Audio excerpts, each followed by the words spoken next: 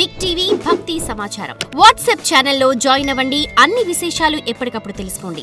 ద్వాదశ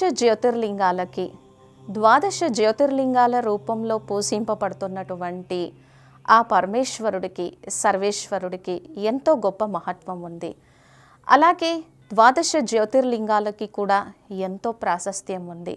మరి ఈరోజు మధ్యప్రదేశ్లోని ఉజ్జయినిలో మహాకాళేశ్వర్గా పూజింపబడుతున్నటువంటి ఆ మహాకాళేశ్వర్ జ్యోతిర్లింగం యొక్క ప్రాశస్త్వాన్ని, మహాకాళేశ్వర్ జ్యోతిర్లింగాన్ని పూజించడం వలన, ప్రార్థించడం వలన, తండ్రి యొక్క అనుగ్రహం వలన ఎటువంటి ప్రాప్తులు కలుగుతాయి అనే దాన్ని మనం ఇప్పుడు చూద్దాము.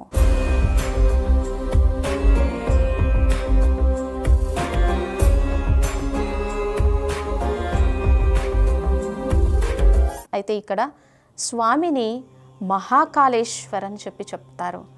మహాకాళేశ్వర్ అంటే దాని యొక్క అర్థం ఏంటి అంటే, ప్రతి ఒక్కరూ కూడా ఏదో ఒక సమయంలో ఈ సృష్టిపైకి కర్మ చేయడానికి వస్తారు. కొంత సమయం అయిన తర్వాత ఈ తనువుని చాలిస్తారు. కానీ భగవంతుడు అలా ఒక కాలంలో వచ్చి ఒక కాలంలో తనువు చాలించేటువంటి వారు కాదు. ఆయన యొక్క మహత్వము చాలా గొప్పది. మహాకాళేశ్వర్ అంటే కాలానికి కూడా కాలమైనటువంటి వాడు, కాలాతీత్. ఈ కాలము, ఈ ప్రకృతి ఆయన స్వాధీనంలో ఉంటాయి. మరి మహాకాళేశ్వర్ ముఖ్యంగా ఏం చేస్తారు? ఇక్కడ అకాల మృత్యువులు లేనటువంటి, అపమృత్యువులు లేనటువంటి, అనారోగ్యము లేకుండా, దీర్ఘాయుష్యుతో ఆరోగ్యకరమైనటువంటి, ఎలాంటి భయము లేకుండా, ఆందోళన లేకుండా ఉండగలిగేటువంటి, నిర్భయత్వంతో కూడినటువంటి జీవితాన్ని మహాకాళేశ్వర్ అనుగ్రహం వలన పొందగలం. ఈరోజు మనము ప్రస్తుత సమాజంలో, వర్తమానంలో మనం ఒక విషయాన్ని పరిశీలిస్తాము. అదేంటంటే, మనుషులు ఎంతో అనారోగ్యంతో, ఎన్నో బాధలతో, రకరకాల వింత అయినటువంటి రోగాలతో కూర్చుంటూనే గుండెపోటుతో, గుండె జబ్బులతో మరణించేటువంటి వారిని చూస్తున్నాం.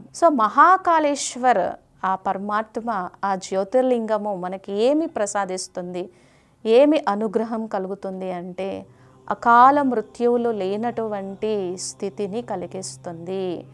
ఒకప్పుడు ఎంతో దీర్ఘాయుష్యుతో, ఆరోగ్యంగా, ప్రశాంతంగా ఉండేవాళ్ళం. కానీ ఇప్పుడు ఒత్తిడితో కూడినటువంటి ఈ సమాజంలో అలాంటివి లేవు. కాబట్టి అకాల మృత్యు పరిరక్షణార్థం మహాకాలం మహాసురేషం అని మహాకాళేశ్వరుని కోసం చెప్పటం జరుగుతుంది అన్నమాట. ఇంకా మనకేం చెప్తారు? జన్మ చాలా గొప్పది, కానీ ఈ శరీరాన్ని వదిలేటప్పుడు కూడా ఎలాంటి బాధ లేకుండా, దుఃఖము లేకుండా మనము ఉండాలి, ఈ తనువుని చాలించాలి అని అంటే అది మహాకాళేశ్వర్ తండ్రి యొక్క అనుగ్రహంతో సాధ్యమవుతుంది. అందుకనే మనకు ఎలా చూపిస్తారు? మార్కండేయ మహాముని ఆ శివలింగాన్ని పట్టుకున్నప్పుడు యముణ్ణి కూడా పక్కన పెట్టి మార్కండేయ మహర్షికి దీర్ఘాయుష్యుని ప్రసాదించి, చరిత్రలో ఆచంద్రార్కము నిలిచిపోయినటువంటి కీర్తిని ప్రసాదించినట్టుగా చూపిస్తారు కదా. కాబట్టి ఇటువంటి మృత్యు దోషాలు ఏమీ లేకుండా అనాయాసేన మరణం వినా దైన్యేన జీవనం దేహాంతే తవ సాన్నిధ్యం దేహినే పరమేశ్వర. ఆ తండ్రిని వేడుకుంటున్నామన్నమాట. అనాయాసేన మరణం, నేనెప్పుడు నా కనీస ప్రాథమిక అవసరాల కోసము ఎవరి మీద ఆధారపడకుండా ఈజీగా ఈ వస్త్రాన్ని ఎలా తొలగిస్తానో అలాగా ఈ శరీరాన్ని నేను వదిలిపెట్టగలగాలి. వినా దైన్యేన జీవనం, ఎవరి మీద ఆధారపడద్దు. ఒక గ్లాస్ వాటర్ కోసం కూడా ఎవరి మీద ఆధారపడద్దు. దేహాంతే తవ సాన్నిధ్యం దేహినే పరమేశ్వర. నాకు నువ్వు మాత్రమే, నాకు నువ్వొక్కరివి మాత్రమే గుర్తుకు రావాలి. అటువంటి మరణము చాలా గొప్పదన్నమాట. కాబట్టి అటువంటి అకాల మృత్యువులని, అపమృత్యు దోషాలని నివారిస్తుంది ఈ మహాకాళేశ్వర్ ఉజ్జయినిలో ఉన్నటువంటి జ్యోతిర్లింగం. మరి ఇక్కడ స్వామి ఎందుకు వెలిశారు, ఎలా వెలిశారు?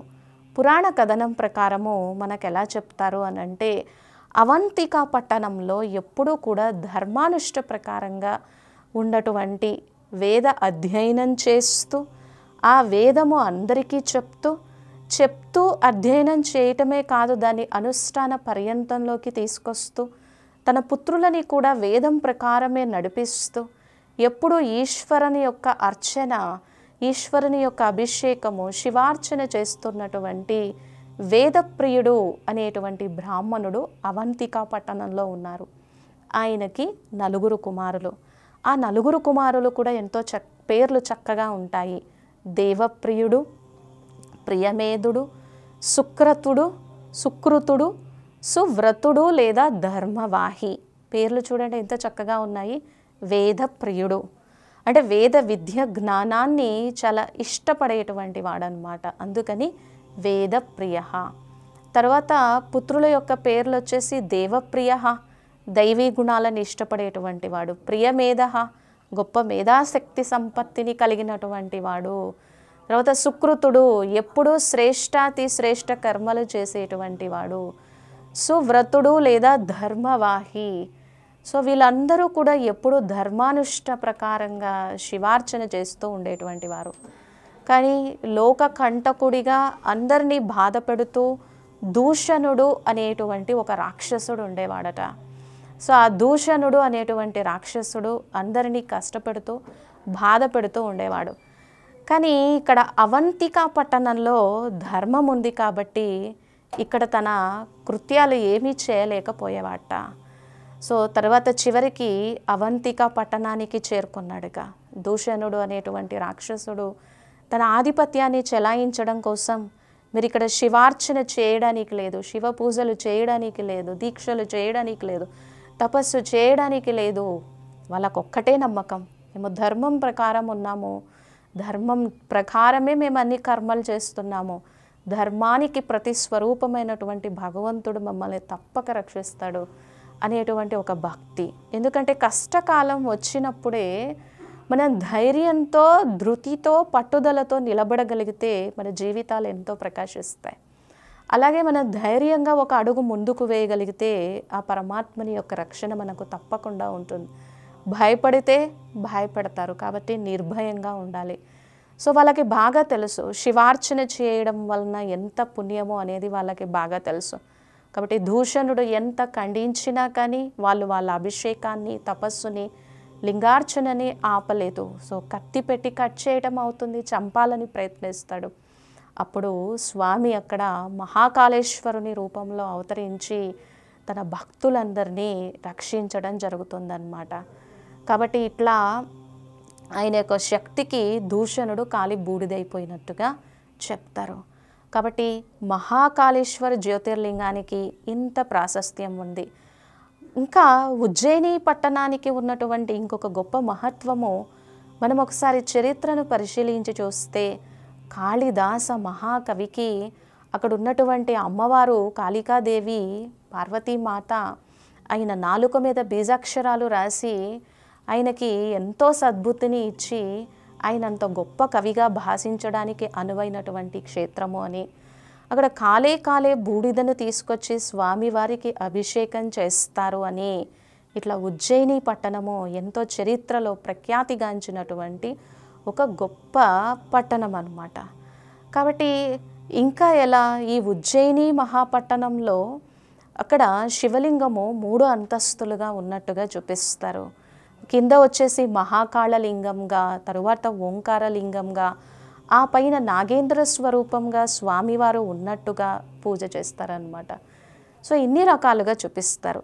ఇంకా మహాకాల్ యొక్క ప్రాశస్త్యాన్ని, మహత్వాన్ని తెలుసుకోవాలి అంటే మనమందరము ఈ సృష్టిపైకి, ఈ కర్మక్షేత్రం పైకి కర్మ చేయడం కోసం వస్తాం.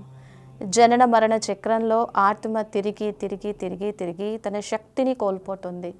మరి ఈ జనన మరణ చక్రం నుంచి ఆత్మకి విశ్రాంతి కావాలి కదా.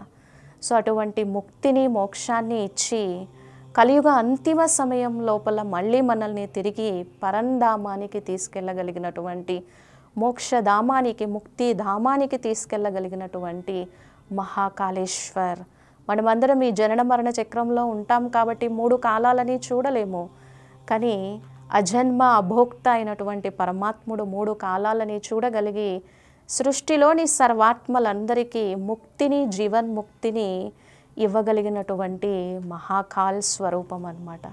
కాబట్టి స్వామివారిని పూజించిన, ఆరాధించిన మన జీవితం ఎంతో ఉన్నతోన్నతిగా ముందుకు వెళ్తూ ఉంటుంది. ఇలాంటివి వింటూ మనము ఆలోచన చేస్తూ ఉంటే మన బుద్ధి యొక్క శక్తి కూడా పెరుగుతుంది. ఓం శాంతి.